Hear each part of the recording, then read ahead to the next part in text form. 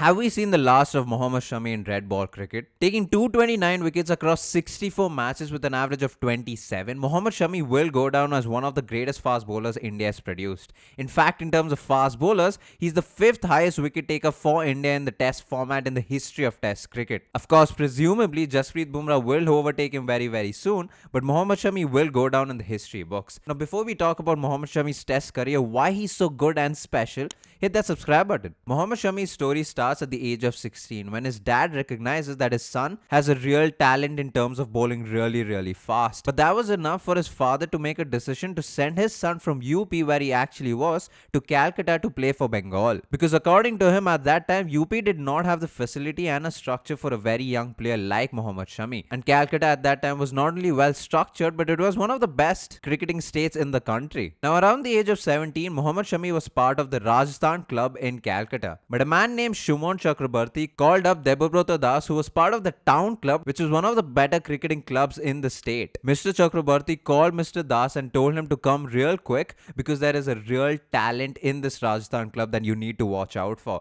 And if you don't look at him now, you will probably miss out on him. What's so beautiful about this story is the fact that when Mr. Das reached the ground at which Rajasthan club were practicing on, he recognized Mohammed Shami straight away, went up to him and asked him if you're ready to play for my club. He offered a yearly contract of 75,000 per annum and 100 rupees per day for his lunch. Not only this, but his stay was arranged too. His stay was arranged at Mr. Das's house. This is the start of Mohammed Shami's rise in the cricketing world. The matches, the numbers, the wickets that he took for the town club ensured he got a start in the Bengal Ranji squad in 2011. Unfortunately, he only played one match in the 2011 Ranji Trophy season where he did pick up 3 wickets, but he was quite expensive. He had an economy rate of 4.3. But the 2012 Ranji Trophy season was a breakthrough season for Mohammed Shami. He was the highest wicket taker for Bengal, where in 5 matches he picked up 28 wickets with an average of just 21. This was not only impressive, but it was a headliner because a very fast bowler, someone who would click 140 plus,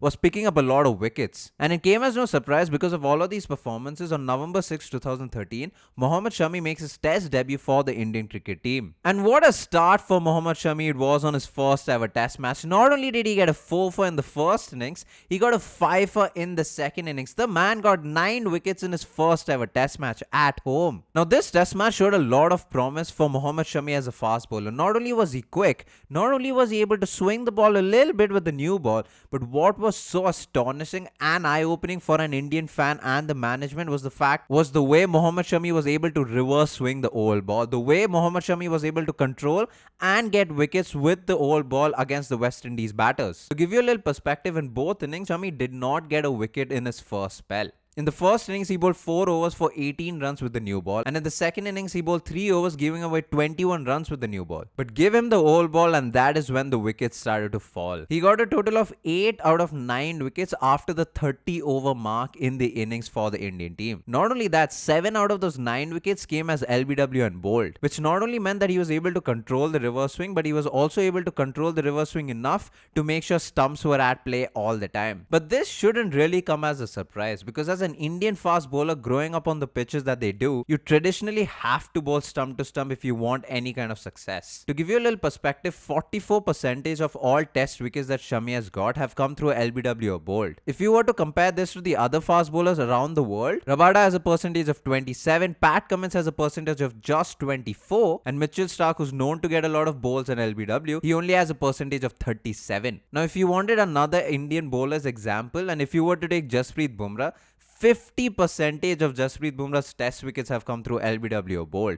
This should just show you how the Indian fast bowlers need to be bowling stump to stump or have a habit of bowling stump to stump because of the pitches that they've been raised on. But coming back to Shami's debut series, what a start it was for him. By the end of the series, he was the highest wicket taker for a fast bowler. In 2 matches, he picked up 11 wickets with an average of just 16. Impressed was such an underrated term because he broke through all the walls as a debutant for the Indian test team. And naturally, naturally he was picked for the next tour, which was in South Africa. Now, although he didn't get a lot of wickets, in 2 matches he picked up 6 wickets with an average of 43. Again, not the most mind-boggling numbers, but the impression that he made on the tour stayed with a lot of people. He was able to swing the ball. He was one of those fast bowlers again with a lot of pace, and he was accurate enough at that time with the pace that he was bowling in. But the 6 wickets that he took on this tour were handy 6 wickets. In the first game against South Africa in this tour, it was because of the Indian fast bowlers that the match was able to go for a draw, and it was also because of his 3 wickets in that innings and the way he was able to control his line and lengths and make sure the South African batters weren't getting away that India ended up getting a draw by the end of that test match. From 2013, let's take a little bit of a leap and go to 2015, where he gets his second fifer in Australia against Australia. In an innings where Australia scored 572 for 7 declared in the first innings,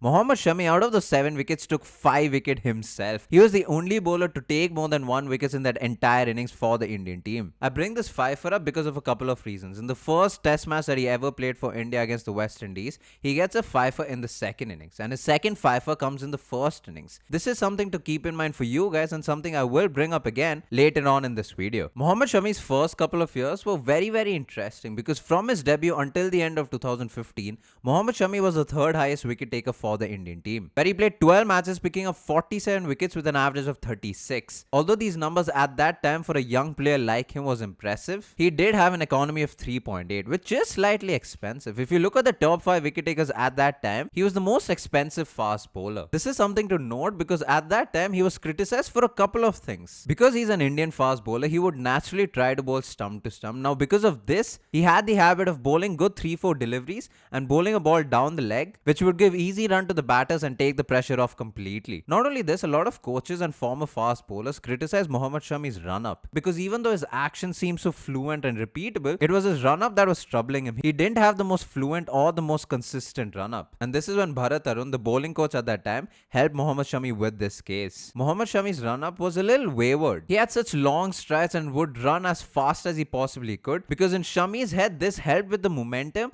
but this did not help with his rhythm. In the test format especially, he struggled to find consistent rhythm, also why he was so hot and cold at that time. This is when Bharat Arun stepped him and told Mohammed Shami to pick a point where you want to start bowling from and run in and just bowl regardless of the crease. He would make Shami repeat this 15 to 20 times, and Bharat Arun observed that Shami has a particular spot where he loads up and decides to bowl. So this spot from the starting point was measured, and Bharat Arun then told Mohammed Shami to make sure this is your run-up, this is how long you have to run for, and you gotta repeat and you gotta make sure that you get used to the length of the run-up. And this helped not only shorten Mohammed Shami's stride, but also have a consistent run-up where Shami knew his start and the end point and ensured he was able to get into rhythm much sooner in the test format. Something else that he would get criticized for is his collapsing non-bowling arm. Now, magically enough, because of the rhythm that he was able to gather from his run-up, his non-bowling arm almost stopped collapsing completely. And this just ensured that getting his run-up right almost magically clicked everything in place. Of course, we already know Shami's wrist position is one of the best in the world, because of which he gets the seam position almost upright every single time, which is also why he was one of the most important bowlers for the Indian cricket team. Because he wasn't your conventional swing bowler, nor was he a hit the deck kind of bowler.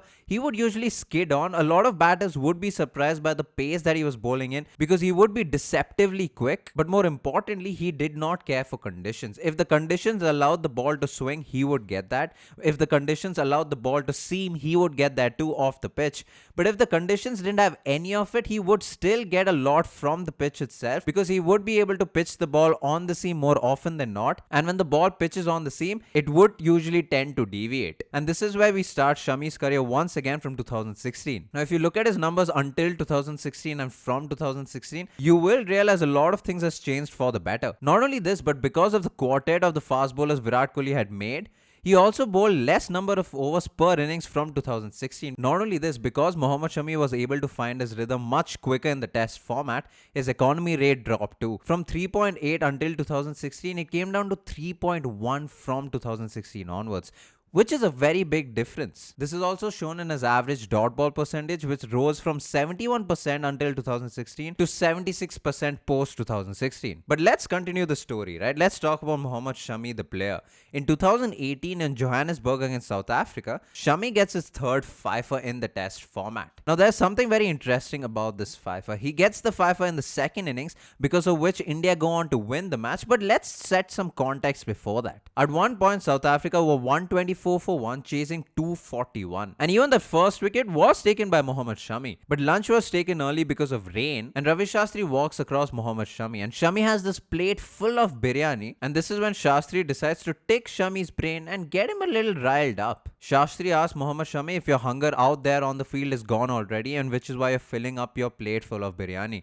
Shami, of course, being the fast bowler that he is, gets riled up, gets angry and says, I don't want to eat this plate, and puts the plate aside. Now, it might have been this anger or the motivation to prove the team management wrong, but at one point with less than 100 runs remaining and 3 wickets in hand for South Africans, Shami then goes on to pick 4 more wickets with a total of 5 wickets for just 28 runs. India then go on to win a historic test match in Johannesburg. Ironically enough, when Mohammed Shami was very young, Mr. Das, who we talked about earlier, would motivate Mohammed Shami with a plate full of biryani to get wickets. By the end of that South Africa term, Mohammed Shami was the highest wicket taker for the Indian team in that test series. And after this, the Indian team then travels to England in 2018. Now, to give you a little context, before 2018 when Shami flew to England, he played 3 matches, picked up only 5 wickets with a horrendous average of 73. Now, of course, this was to improve, and it did clearly improve. In fact, in 5 matches in 2018, he picked up 16 wickets with a decent-ish average of 38. Again, you could be critical about the average, but he was able to take a lot more wickets, being the second highest wicket taker for the Indian team in the series and 4th highest overall. Not only this, in this series for an Indian fast bowlers, he drew most fall shots against England. In fact, he was the only bowler from the Indian team to draw more than 500 fall shots. Not only this, from when the ball tracking began until that England series, no Indian bowler ever had such a big impact on an away tour. But this is what is so interesting about Mohammed Shami, right? Even though 4 out of his 6 fifers were away from home, he was a beast at home. In Sena countries, he picked up 123 wickets with an average of 32,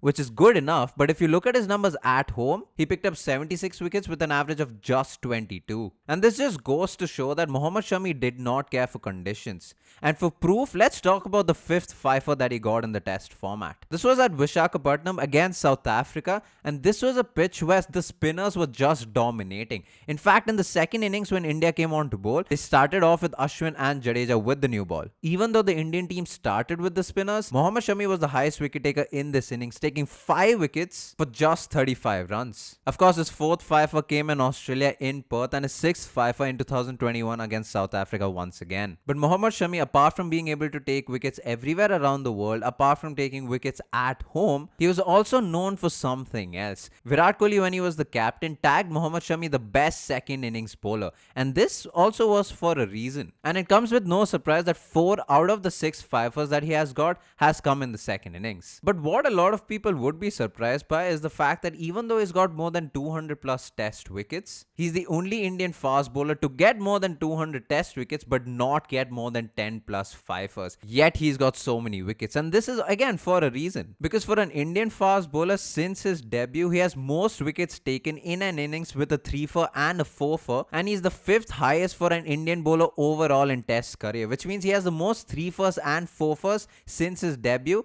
and he's 5th in the list overall for an Indian fast bowler in the test format. And this is because Shami was such a good bowler with the old ball, he would usually get the middle order and the tail out as quick as possible, which also lessens the chance of him getting a fifer. But even without the fifer, he's still the 5th highest wicket taker for an Indian fast bowler in the test history. That just says something about him. There has been a lot of conversation recently about if Shami's test career has come to an end. For someone turning 35 this year, it almost seems plausible. But a reminder to you guys, until the last match he did play for the Indian team, which was 2 years ago in the WTC WTC final against Australia, his numbers were still up there. He was the 5th highest wicket taker for the Indian team, 3rd highest wicket taker as a fast bowler. He was behind Bumrah and Siraj, but in 17 matches he did pick up 54 wickets with an average of 29. Of course, in his last year, because he was battling quite a bit, he played 4 matches, picked up 13 wickets with an average of 31. But by no means was Mohammed Shami at that time done and dusted. Now here is when we come to the present day, right? We talk about his numbers, we've talked about his story,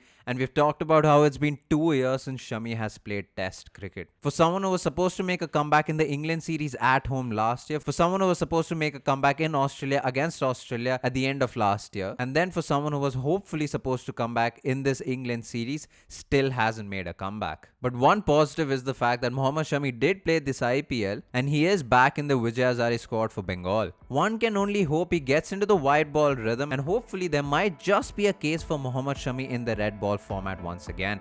Because with Jasprit Bumrah and Mohammad Siraj, to have Mohammed Shami in the mix, even if it's just for the next 1 year or 2, it would only help the Indian team so much more. Because of course, this is not the first time Shami has gone through an injury, so if someone knows how to make a comeback, it is him. If you've enjoyed this video, like, share and subscribe, all that good stuff. All of our links are in the description below. If you haven't followed our socials, do that too, and help us gain more traction by hyping up this video. Thank you so much for watching. Peace.